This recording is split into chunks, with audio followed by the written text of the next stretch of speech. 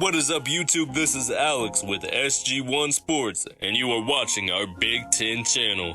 With Rutgers and Northwestern finishing up, the Big Ten Week 1 schedule has officially come to an end. My winning team predictions actually did very well from my first go at it. The score prediction, well, that's a different story, but that's the fun part about football. You never know what's going to happen any given game. Overall, I would say this was a very solid Week 1 for the Big Ten, and there were a handful of teams who actually look like they can be competitive this year. Nebraska and Northwestern are not in that handful. Each week this season, I will be giving my offensive and defensive MVPs for each Big Ten team. And going along with that, I will give out 3 MVPs for the week for the 3 best players in the entire Big Ten.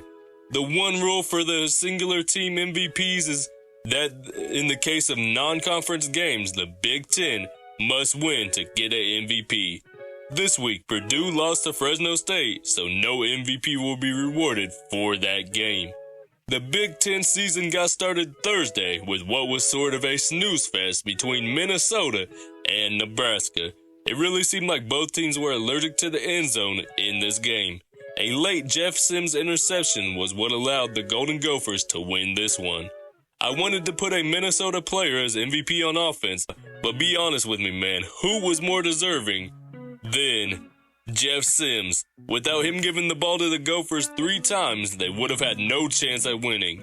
The defense for the Gophers actually played really well, having 4 takeaways. Tyler Nubin had 2 big interceptions, including the one to set up the game-winning field goal. For this reason, senior safety Tyler Nubin is our defensive MVP for Minnesota Week 1. The second game on the slate was Michigan State and Central Michigan.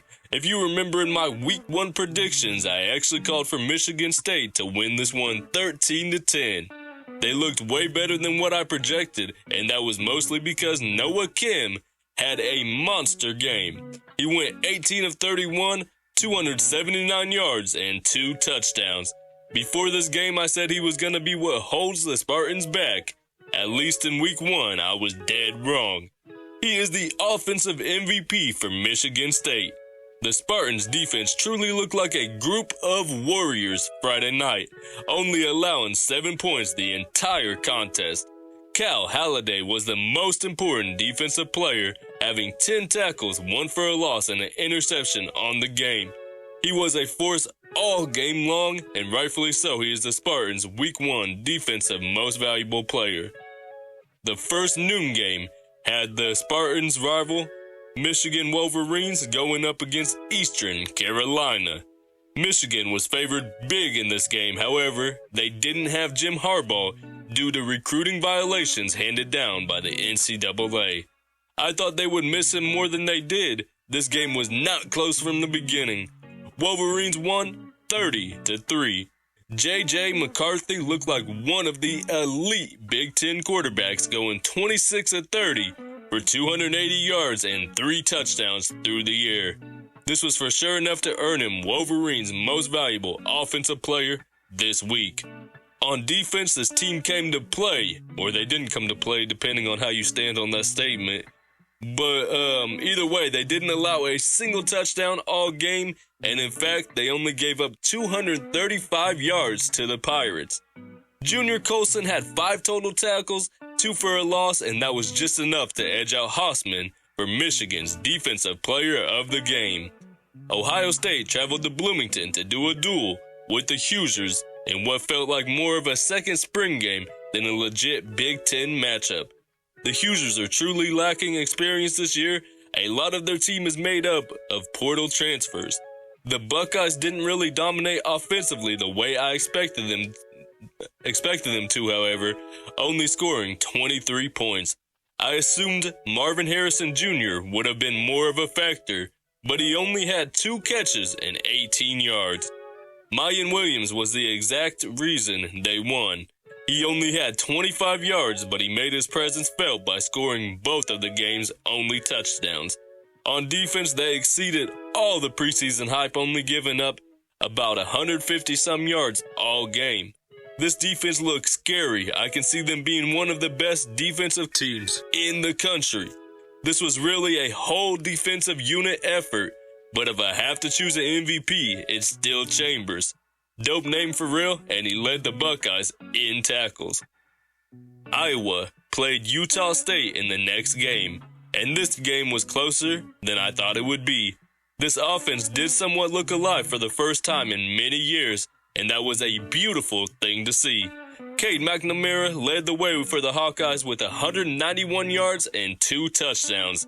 This is the first time in many years that Iowa needs some work on defense. I never thought I would say that, but this has been a weird year so far. Linebacker Jay Higgins shined in this game for the Iowa defense. 16 total tackles and 1 pass defended. He earned himself the Hawkeyes Defensive Player of the Week for Week 1. The Badgers hosted Buffalo Saturday. This game was fairly close in the first half, but the Badgers pulled away and won it easy, 38-17. Seeing that score, I expected Tanner Mordecai or Braylon Allen to be the star that stood out the brightest. Neither of them were the MVP of this particular game. The reality of this game was that Tanner didn't play up to his hype, only throwing 1 touchdown, 189 yards, and 2 interceptions. And while Allen played extremely well, he was outdone by his fellow running back, Chez Maluzzi. Chez had 13 carries, 157 yards, which was good enough for 12 yards a touch, and he also had 2 big touchdowns. The Badgers defense looks like they may have some work to do before they can truly say they are one of the best in the Big Ten. They were solid, don't get me wrong, but I feel like they could have came out and played better. However, Hunter Wooler was lights out for the Badgers. He had 11 tackles for Wisconsin, and he was a huge reason that the Badgers won by 3 scores, the easiest defensive player of the week so far this year. Maryland played host to Towson on Saturday. This game really could have been more of a blowout, but Mike Locksley went to Towson for college, and he didn't want to be disrespectful to his alma mater. Tagovailoa went off in the first half, having 3 passing touchdowns and 1 rushing touchdown. He got pulled midway through the third quarter because, honestly, he did enough at that point. He also did enough to earn himself Maryland's most important offensive player this week. The entire defense showed up to play this week for the Terps, only allowing 6 points and 276 yards the whole game. Defensive MVP goes to the whole unit. They all truly deserve it. Penn State went up against West Virginia this week. I actually picked West Virginia to win this game. I felt it in my heart, but my gut said Penn State. Should have listened to my gut on this one. Penn State made easy work of the Mountaineers, and it costed me a perfect prediction week. Darn them. Drew Aller came through in this game and showed that he has what it takes to be a starting Big Ten quarterback. Having 325 passing yards and 3 touchdowns, he outshined both of his running backs, who in their own right had very solid games. Drew Aller is the Penn State's most valuable offensive player this week. Penn State's defense did what they had to do and locked up the Mountaineers pretty much this whole game, only allowing 162 passing yards and 15 total points. This defense was on point today. The Penn State defense was anchored by stud junior linebacker Curtis Jacobs. He had himself a huge game. He had 10 total tackles and a sack, and that was good enough to earn himself the Penn State Defensive Player of the Week honor. Illinois was on my upset alert against Toledo, and watching this game I really thought Toledo had it in them. But a field goal by Caleb Griffin as time expired sent the Rockets out of Toledo back into orbit. I said I didn't believe in Luke Altmaier in my predictions, and he might have heard me because my man played like he was offended. 211 yards passing, 2 touchdowns, and 1 interception. But he also got it done on his feet, leading Illinois in rushing with 69 yards. Nice. MVP for Illinois, offense week 1, easy decision, Luke Altmaier. The defense has some work to do. Toledo is a good team, but they are definitely not a Big Ten team. When Illinois faces Wisconsin, Penn State, and Iowa, heck, maybe even Minnesota, the lack of defense will not fly. They will get pounded. However, there is a few players who really did come out to play, despite the unit as a whole not performing defensively. The main star on this defense was Miles Scott. The sophomore defensive back out of Dalton, Illinois, had 6 tackles and an interception. He rushed back for 48 yards and a touchdown. In my book, that's enough for Player of the Week for Illinois. The last game of the week featured Rutgers versus Northwestern. While I expected Rutgers to win this, I did not expect them to dominate. There wasn't any player who truly stuck out for me on offense, though. It was more of a whole unit effort. But if I had to choose an MVP, I would go with quarterback Gavin Wimsatt. He did enough to lead his team to a victory against the poverty team that is Northwestern. Being brutally honest, though, Gavin still has some work to do. He only had 1 touchdown against the worst Big Ten defense. Rutgers needs him to be better for them to be competitive.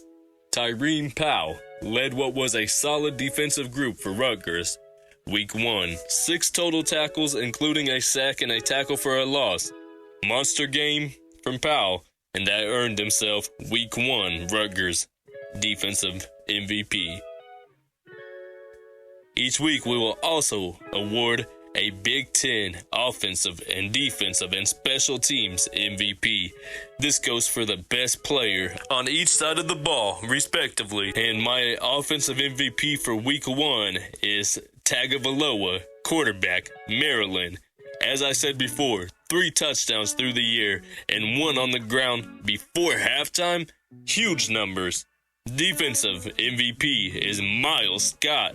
Without his effort in the Toledo, Illinois game, Illinois would have lost, and my predictions would have looked a little bit better right now. Special teams MVP is Caleb Griffin. He was 3 for 3 on extra point attempts, and he hit a 29-yard game-winning field goal. He was a perfect 4 for 4 on all of his kicks during this game. Would you have changed out any of the MVPs for Week 1?